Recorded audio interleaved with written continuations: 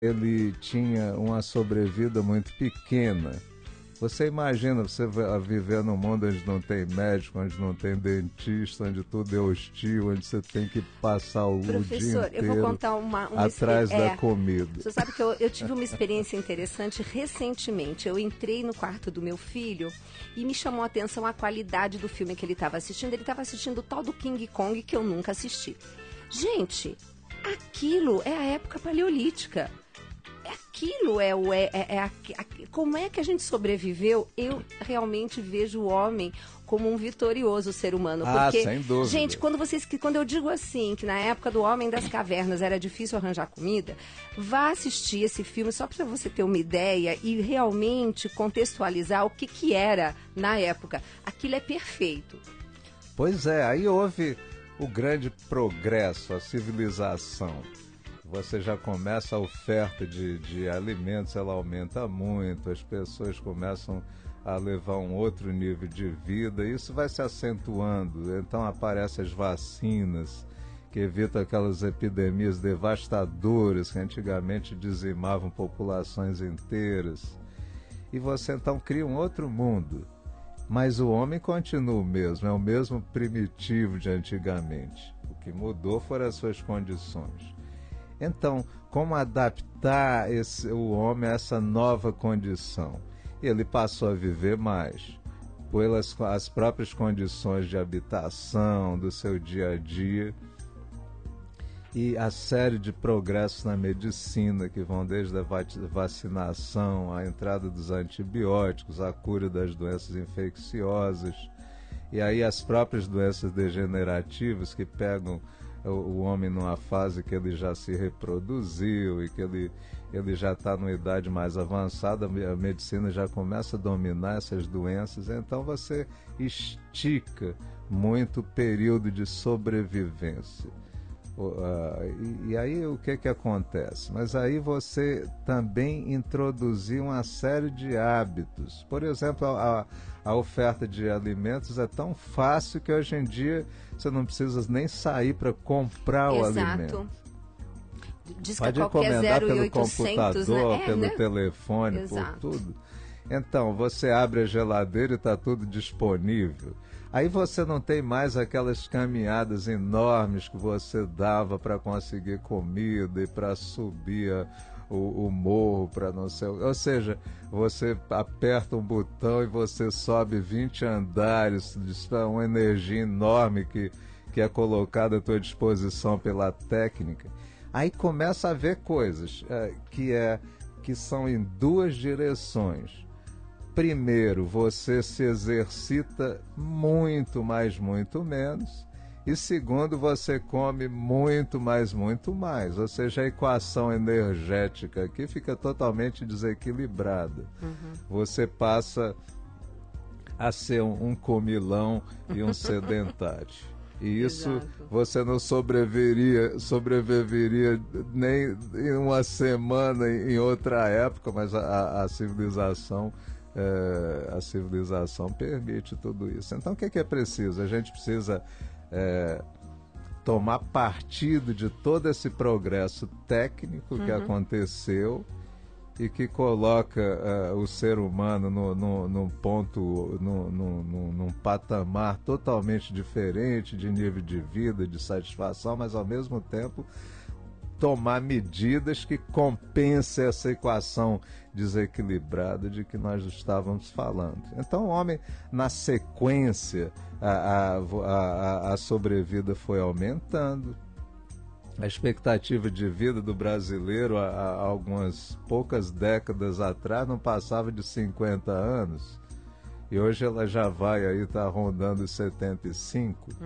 Se você recua mais ainda, você vê que uma pessoa chegar aos 35, 40 anos já era um vitorioso, para usar suas palavras. Então aconteceu o progresso da medicina e o progresso da própria civilização, das oportunidades, melhoraram muito a sobrevida. Só que agora acontece um ponto de inflexão muito dramático, em que a equação de desequilíbrio, a equação desequilibrada que nós estávamos falando, pela primeira vez pode levar a uma redução de sobrevida da humanidade, pelos problemas decorrentes do sedentarismo, da obesidade.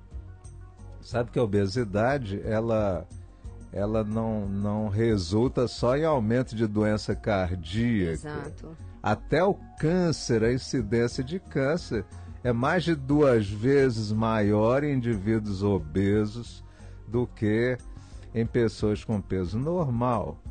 Então o que você tem aqui é uma situação que se você não tomar uma série de providências em relação à sua saúde, você vai reduzir a sua expectativa de vida e nos anos encurtados que resta, o teu nível de vida, o teu bem-estar também vai estar muito prejudicado. Exatamente. Por doenças crônicas. Exatamente.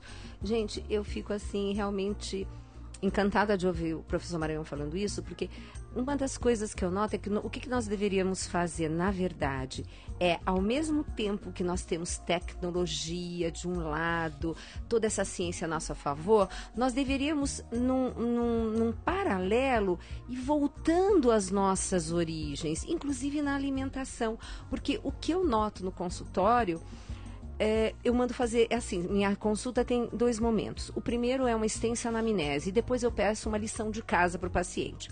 Ele sai na cintura com um pedômetro e um recordatório. E ele tem que voltar me trazendo o que é a rotina dele de passos e a rotina dele, tanto que eu não peso nem o paciente para ele não ficar tendencioso de comer menos, por dizer, não vou aparecer mais gordo na próxima consulta, né? E o que eu vejo? As pessoas hoje comendo produto alimentício, de legumes, verduras e frutas, praticamente zero, porque eles comem a alface e o tomate da guarnição do bife e acham que comeu salada, né? E passos, meu Deus, tem gente que dá 2.000, 3.000 passos por dia. Fala, nossa, doutora, não pensei que eu andasse tanto, né? Porque na realidade dele é tanto. Fora as pessoas que chegam e falam assim, não, doutor, eu ando muito, eu sou vendedor, eu ando o dia inteiro. Quanto? 4.000 passos. Quando hoje nós sabemos que para uma pessoa não ser considerada sedentária, ela tem que dar no mínimo 10.000 passos por dia. Ficam espantados. É fácil? Não. Eu vejo por mim e pelo Rock. A gente anda com uma pulseirinha que contabiliza os passos o dia inteiro.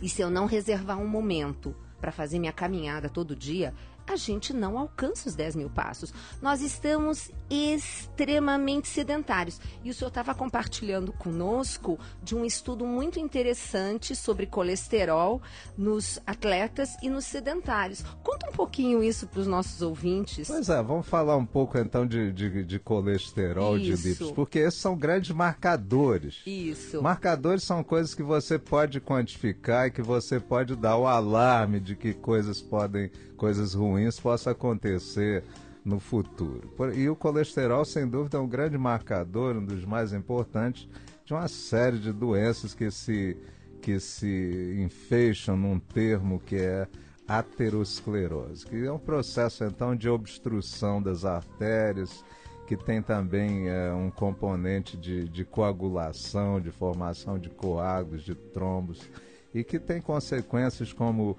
o infarto de miocárdio, o infarto cerebral, a doença das artérias dos membros inferiores. Então, uma série de problemas se associa à aterosclerose e que é uma doença que ela é muito limitante do ponto de vista de sobrevida e é silenciosa, né? É silenciosa. Então, o homem primitivo não precisava se preocupar com ela porque ele não vivia tanto. Mas no momento em que você começa a passar dos 40 anos e vai ganhando mais tempo, aí a grande ameaça, uma das grandes ameaças é a aterosclerose. E a aterosclerose é marcada, por exemplo, pelo colesterol, pelos triglicéridos e coisas que a ciência ainda não colocou na rotina de avaliação que existem. Por exemplo, uma coisa que você falava, que a gente pode falar de atletas e de sedentarismo baseado nisso, mas vamos falar então de colesterol ruim. Existem, quando se mede no laboratório, tem um colesterol de LDL e esse colesterol é ruim. Quanto mais alto você tem esse colesterol, pior, mais chance você tem de desenvolver doença cardíaca, doença de coronárias, por exemplo. E tem um outro colesterol, que é o colesterol bom, que é o colesterol de HDL, que pelo contrário, quanto mais alto o colesterol que você tenha de HDL, melhor para você, menor a chance de você ter problemas com aterosclerose, com doença cardíaca e outras.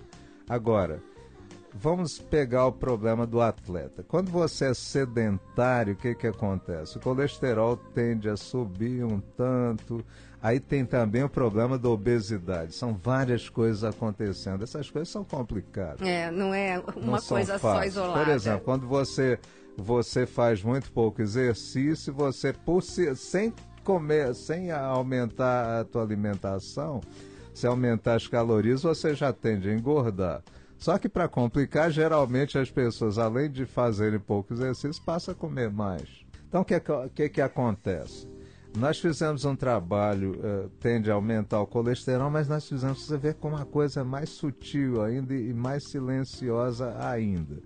Nós fizemos há algum tempo um trabalho que inclusive foi premiado no Congresso Brasileiro de Cardiologia, na época, alguns anos atrás, e nós mostramos o seguinte: era um grupo de ciclistas, ou seja, de atletas que praticavam ciclismo com muita frequência, numa intensidade grande, e um grupo de indivíduos sedentários.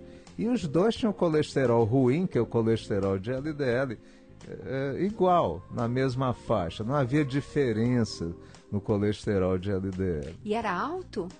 Não, era dentro do padrão de normalidade? Dentro do padrão de normalidade. Nós não incluímos nesse estudo os hipercolesterolêmicos, ou seja, pessoas aqueles normais. indivíduos, sim, pessoas normais do ponto de vista de genético e regulatório. Bom, aí o que aconteceu? A gente injetou uma LDL, as partículas marcadas com radioatividade, e a gente injetou nos pacientes na veia e retirava sangue durante algumas horas para ver como ela saía da circulação.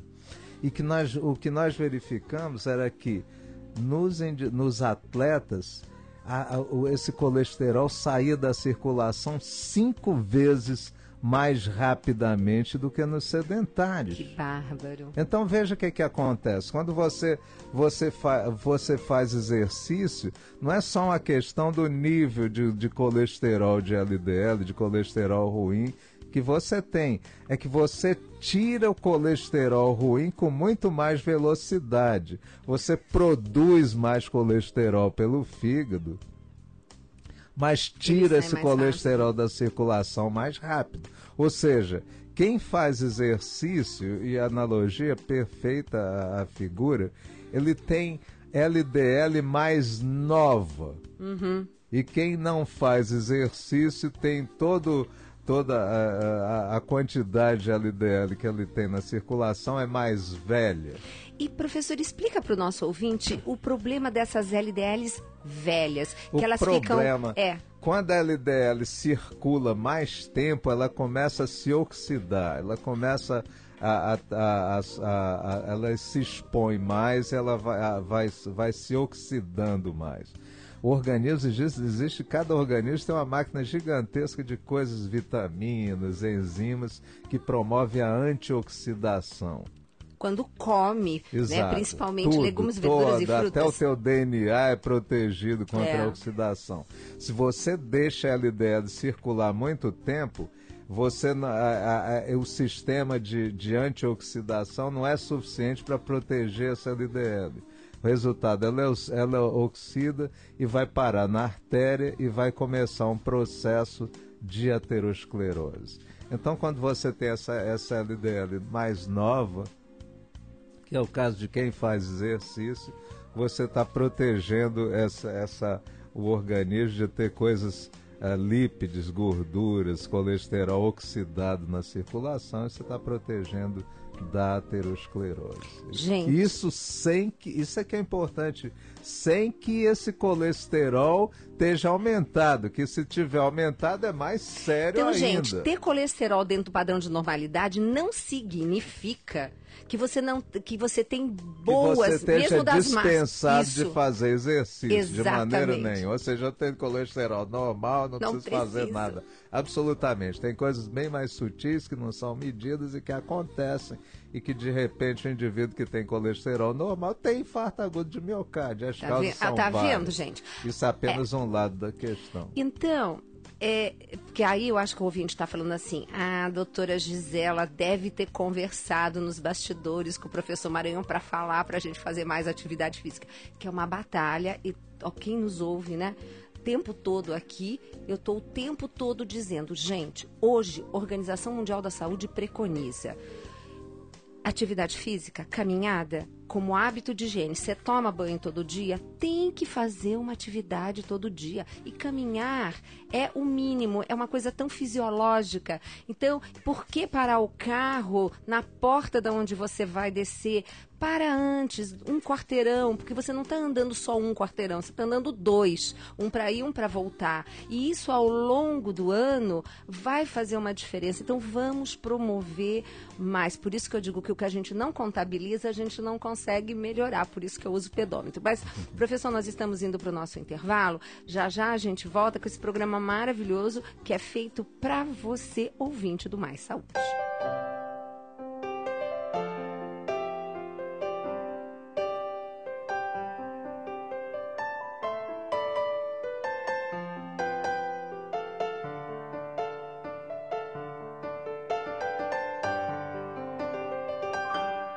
Abandonar-me em ti, Senhor,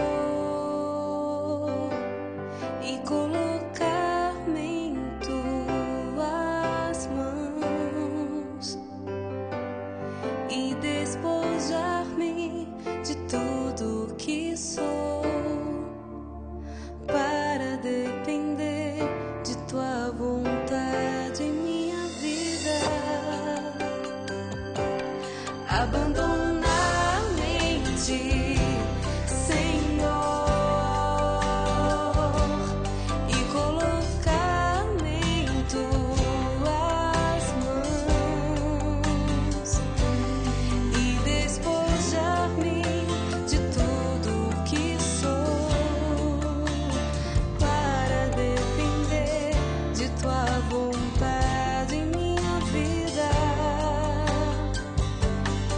Quero entregar meu coração, a minha dor em tuas mãos, e mesmo em meio à dor, quero prosseguir. Meus sonhos, meus planos, a minha vida, todo o meu querer, te entregar, mesmo sem entender. Quero entregar meu coração, a minha dor em tuas mãos, e mesmo em meio à dor, quero prosseguir. Meus sonhos, meus planos, a minha vida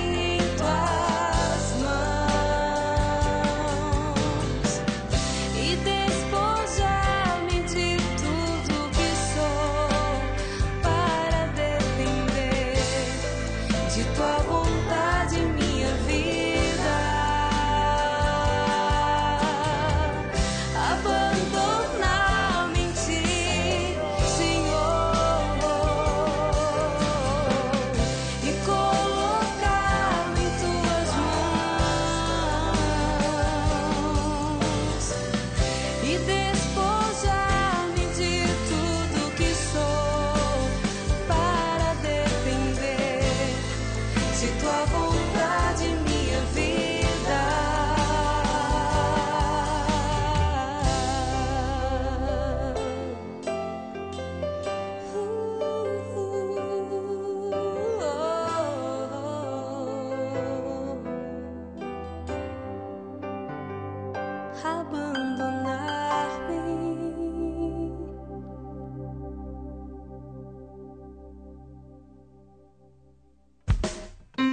Estamos apresentando Mais Saúde.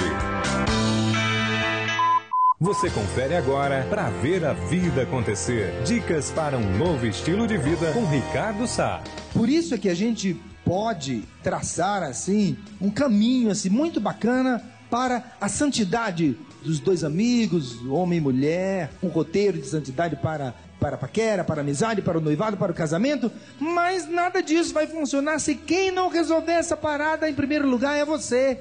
E eu digo mais, se você não tem do seu lado uma namorada que topa um caminho de santidade com você, tá na hora de rever esse namoro. Ah, eu quero ter uma vida casta e ela não quer. Pois termine esse namoro. Se precisarem de alguma autorização e você achar que eu possa lhe dar autorização para isso, eu estou lhe dando agora. Ou vocês fazem opção juntos agora, ou não vão ser capazes de fazer opção depois. O que vocês escolhem? Você ouviu Pra Ver a Vida Acontecer com Ricardo Sá. A Rádio América faz chegar até você os principais eventos católicos do Brasil e do mundo. Estamos aqui, levando até você todo esse congresso de Pentecostes aqui na Terra Santa. Aqui você acompanha tudo o que mobiliza a igreja através das transmissões ao vivo, via satélite e do trabalho de uma equipe empenhada a levar Deus até você. Kairos de cura e libertação. Celebrando os 20 anos de história da Canção Nova. Rádio América AM 1410 ou america.cançãonova.com. Maratona de oração. Dia 22 de maio, quarta-feira, 24 horas de oração. 24 horas de oração. Rezando por você. E em ação de graças pelos 33 anos da Rádio Canção Nova. Envie seu pedido de oração para o e-mail radio@cançãonova.com ou ligue no 12 3186 2046. Rádio Canção Nova, 33 anos. Nós espalhamos o amor pelo ar. Olá, eu sou o Márcio Todeschini e também estou aqui na Rádio América. Olá pessoal, eu sou Samuel Rosa do Skank. Vocês conhecem o Itaci? Instituto de Tratamento do Câncer Infantil. Pois é, eu fui até lá, visitei os pacientes e posso dizer, fiquei muito impressionado. O Itaci fica em São Paulo e é um moderno centro médico, resultado de trabalho voluntário, com atendimento gratuito para todas as crianças. Acesse o site www.itaci.org.br e seja mais um colaborador.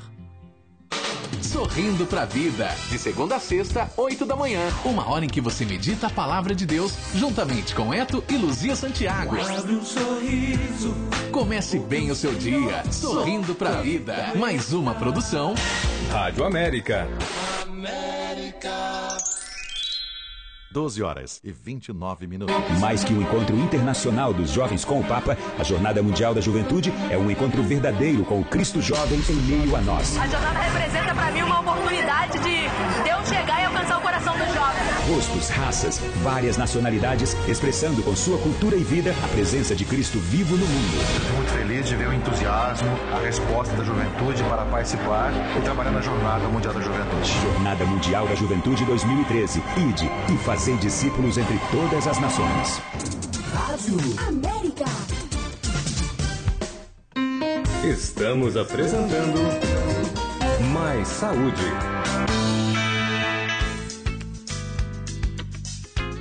Programa Mais Saúde, interessantíssimo. Nossa, olha, uma pauta e tanta com o professor Dr. Raul Cavalcante Maranhão, professor titular da Faculdade de Ciências Farmacêuticas da Universidade de São Paulo, médico pesquisador e diretor do Laboratório de Lípides do Instituto do Coração da Faculdade de Medicina da USP e médico endocrinologista. Nós estamos hoje conversando sobre as nossas gorduras e que o colesterol colesterol não é tão vilão, afinal de contas, como o professor estava falando no bloco anterior, ele ajuda a fabricar hormônios, a gente não faz uma célula sem colesterol, né, professor? Ah, com certeza. E ele está falando da importância de não sermos sedentários, através de um trabalho que ele fez, que até ganhou um prêmio, né, no Congresso Brasileiro de Cardiologia, mostrando que atletas, apesar de terem os seus níveis normais daquele LDL, que é aquele colesterol, entre aspas, ruim, porque eu digo assim, se o corpo fabrica não é ruim, né, professor? É que, na verdade, ele tem também a sua função dentro de um padrão que a gente poderia chamar de normalidade. Agora, LDL é só ruim? Ele não faz nada de bom?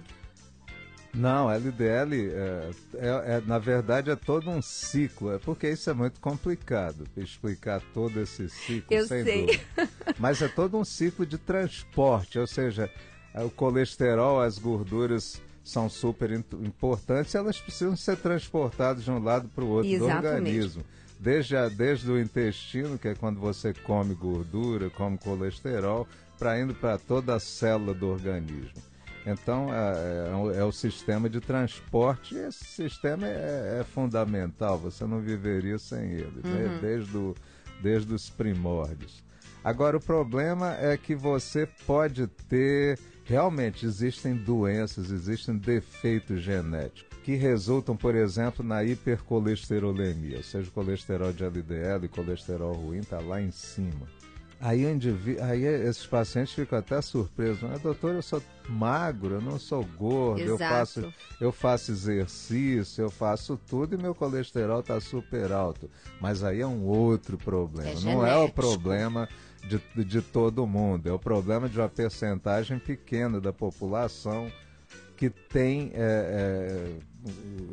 por hereditariedade, o colesterol está alto. Tem vários mecanismos que regulam a quantidade de colesterol no sangue, esses mecanismos estando alterados por algum problema genético, aí naturalmente o colesterol sobe e provoca doença. Professor, e aí precisa tomar remédio, exatamente. Precisa ser tratado e precisa ser tratado a vida inteira. Vocês ouviram Infelizmente, a medicina atual ainda não descobriu alguma coisa por engenharia genética ou por outro meio que a pessoa que resolva o problema sem tomar remédio. E o pessoal insiste muito, professor, de chegar no consultório, eu estou tomando remédio de colesterol. Será que através da alimentação eu não posso resolver isso? E eu digo, olha, muito difícil se ele for genético. Agora, professor, quanto a alimentação ela pode contribuir se ela realmente está errada, se comendo muito colesterol, se eu retiro toda essa alimentação inadequada, quanto que eu consigo no máximo baixar em porcentagem? Essa é uma pergunta crucial. Dieta é um negócio complicado. Se tem uma coisa que não se sabe direito, não se definiu direito, e esse é um grande objetivo da ciência e da nutrição, é a dieta ideal. Talvez não haja uma única dieta ideal. Certeza. Talvez essa dieta tenha que ser personalizada para pessoas, para grupos de pessoas. A nutrigenômica está aí para isso. Exatamente. Então não existe, e a pesquisa avança, mas tem coisas que são gerais e que servem para todo mundo. Por exemplo, se sabe, isso qualquer pessoa, em qualquer pessoa vai acontecer isso, que quanto mais gordura saturada você coma, mais alto vai o teu colesterol. Deixa eu fazer um parênteses aqui, professor. Só que a pessoa fala, não como gordura saturada. Só que ele é um estressado e ele fabrica gordura. A gordura que ele fabrica não é saturada? Não, absolutamente.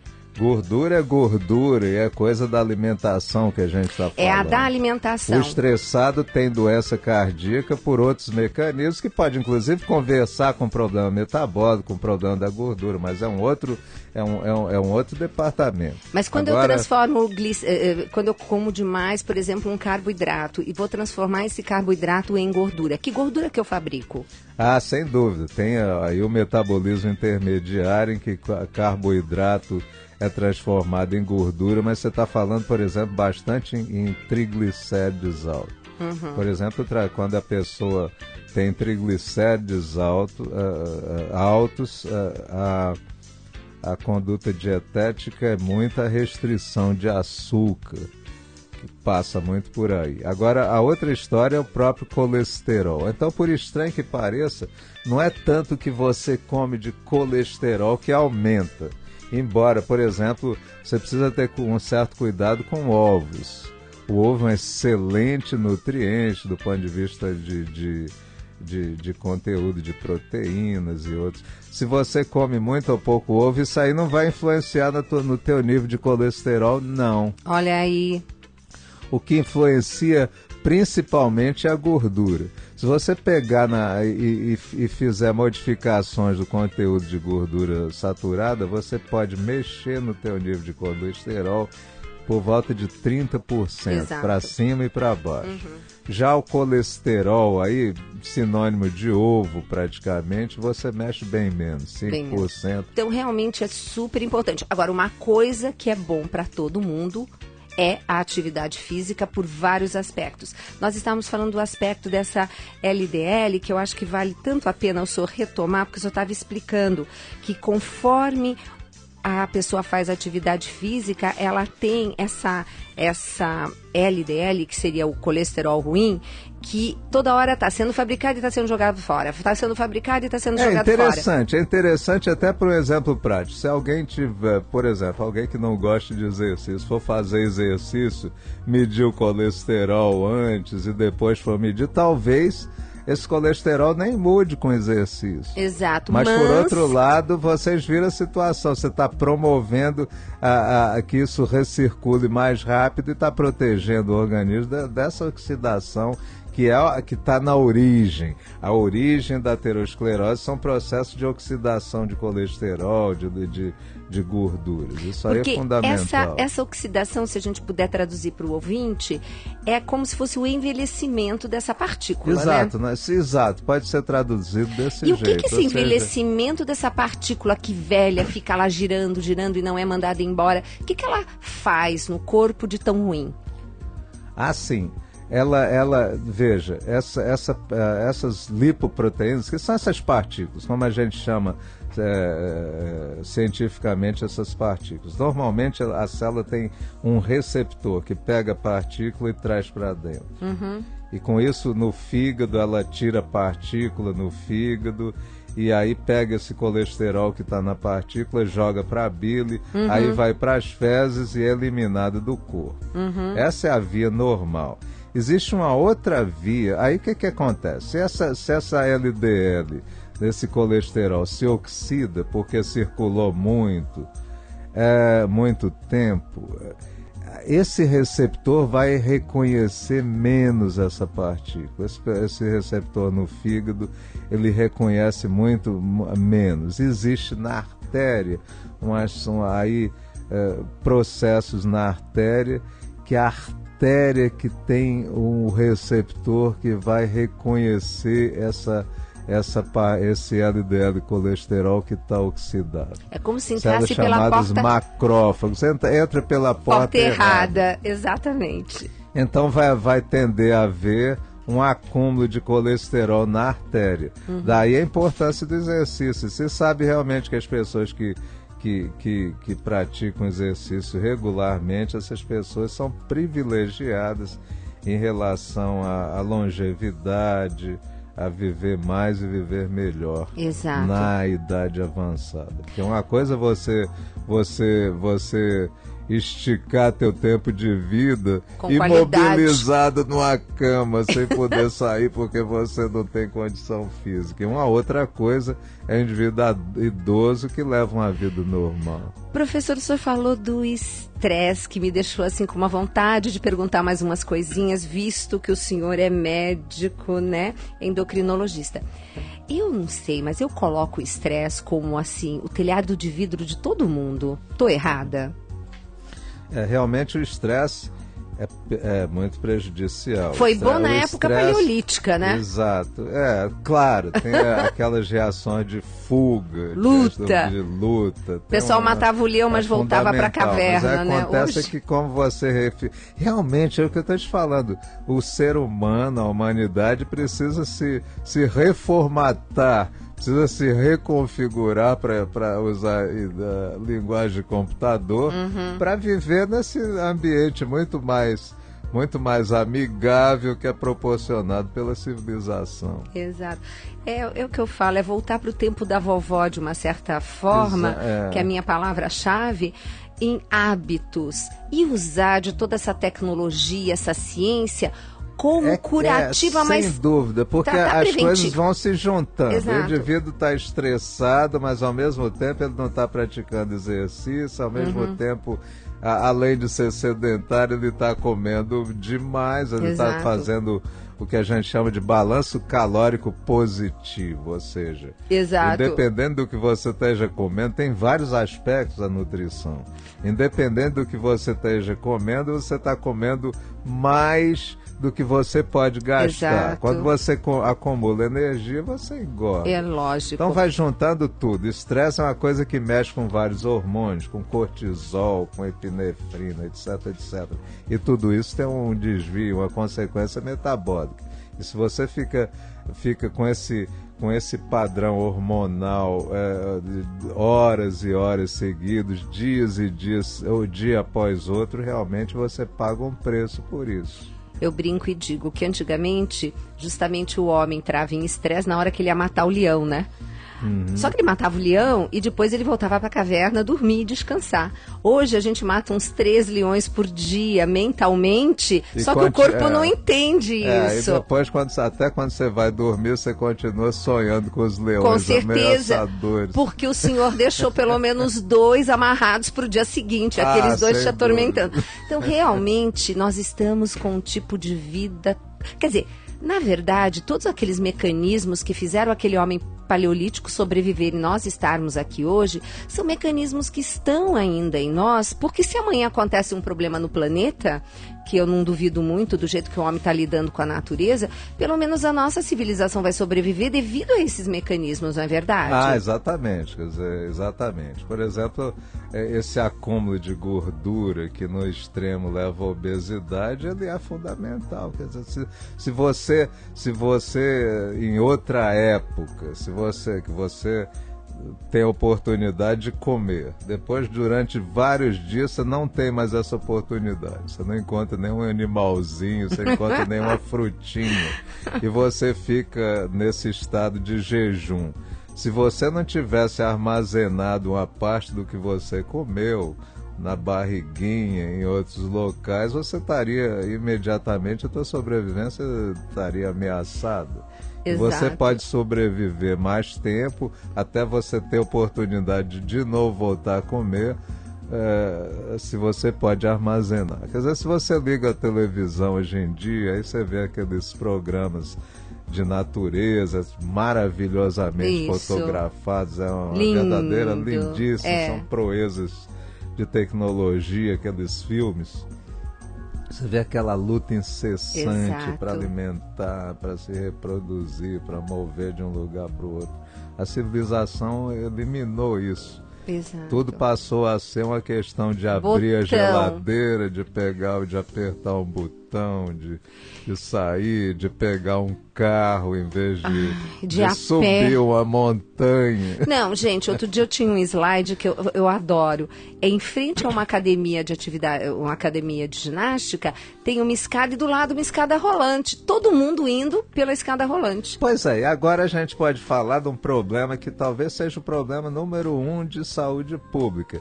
Que a gente vai agora entrar um pouquinho numa linguagem técnica, porque essa também é a finalidade do seu programa, com certeza, de esclarecer as coisas. É a resistência à insulina. Isso. Então vocês ouvem falar muito de diabetes, que é o açúcar no sangue que está aumentado, a glicose, a glicemia, está normal, definida atualmente como uma glicemia de 126 miligramas por decilitro acima, você tem, por vários estándares, por vários consensos, o indivíduo é diabético, e está lá com carimbo diabético. Mas antes disso, acontecem problemas que ainda não se traduziram nessa glicemia. É o que a gente chama, tem também um conceito que é um tanto polêmico, que é o conceito de síndrome metabólica. São situações de pré-diabetes que se criam exatamente por isso, por uma questão de estilo de vida. Porque você come demais, além disso come mal e faz pouco exercício. Então, com isso, você cria a resistência à insulina. A insulina, então, é o hormônio que tem uma série de funções. Se você tem resistência à insulina, o nível de insulina no sangue aumenta e você tem uma série de consequências disso.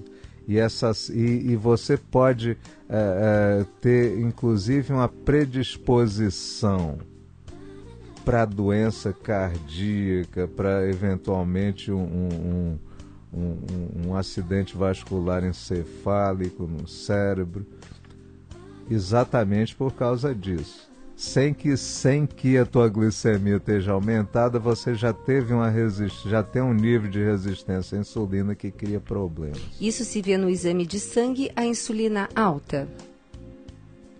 Não, isso é difícil de padronizar, porque a insulina não é muito detectável. O próprio conceito de síndrome metabólica foi criado porque é dificílimo avaliar exatamente uma resistência à insulina. Não é uma coisa que o laboratório clínico de um hospital faça com facilidade. Daí foi criado esse conceito. Que conceito é esse? É você ter coisas como o colesterol o colesterol bom, que é o colesterol de HDL, ele está baixo. O indivíduo tem hipertensão, os triglicéridos estão altos, o indivíduo tem sobrepeso ou obesidade. Então aí você pega o conjunto, ele não é diabético. Diabético já é um outro conceito. É verdade que esse conceito de síndrome metabólica teve tanta interpretação. É verdade, cada hora, cada congresso sai alguma coisa. Que fica até, de repente, fica pejorativo e confuso. Mas o conceito é interessante porque ele sinaliza no conjunto que você está em risco, embora o tratamento não seja uniforme. Não existe um tratamento para síndrome metabólica, embora haja coisas comuns de tratamento. Por exemplo, o exercício e... Lá vem o exercício, gente, não fui eu. E a dieta. Não fui eu. Exatamente, esses são de início... As duas pernas. Os dois pilares do tratamento dessa síndrome, que é o indivíduo, vamos dizer assim, entre 1000 aspas, pré-diabético. Então, a outra coisa é uma glicemia, um outro critério dessa síndrome é uma glicemia que não chegou ainda a definição de diabetes, mas está no intermediário, entre 100 e 125. Aí, gente. Isso é chamada intolerância à glicose. Então, isso é um problema seríssimo. E vamos explicar, talvez quem não saiba, podemos dizer assim que a insulina é como fosse uma chave que vai lá na célula abrir a portinha para a glicose entrar? A gente pode, assim, de uma maneira lúdica dizer isso? Sim, é realmente o hormônio que possibilita a captação da glicose pela célula. E quando a glicose não é captada na devida proporção, ela tende a se acumular e você tem a hiperglicemia. Só que o diabetes tem sido desde o início colocado como uma doença de glicose, uma doença de carboidratos. E o que se verificou há algum tempo para cá é que tão importante quanto isso é a doença de lípides, o metabolismo de gordura, que também é dependente de insulina. A insulina mexe com glicose e você colocou no ponto certíssimo, que é a entrada da glicose na célula, mas a insulina também mexe com o processamento da gordura no organismo. Daí tem um lado tem um lado que conduz à doença cardiovascular, e que a síndrome metabólica atende muito a esse conceito, porque de repente a tua glicemia não está ainda não está alterada tão significativamente, mas você já está tendo problemas de resistência à insulina que levam à diminuição do HDL, do colesterol bom, e que levam ao aumento da gordura. A gordura é triglicéridos, sinônimo na circulação, e que tem um potencial de provocar doenças cardiocirculatórias muito importante. E tem um jeitinho da gente entrar essa glicose sem precisar da insulina, não tem, professor? Atividade física. Sem dúvida. Porque aí não é. Eu acho que a gente vai hoje sair do programa indo para uma academia. Todas essas coisas diminuem a resistência à insulina. É bom colocar isso. Quer dizer, quando você cria resistência à insulina, você está mobilizando uma série de fatores contrarregulatórios, você está diminuindo a capacidade de ação da insulina, está mobilizando ácidos graxos, que é outra coisa, ácidos graxos livres na circulação, que é um fator muito importante, que configura todo esse desbalanço criado pela civilização.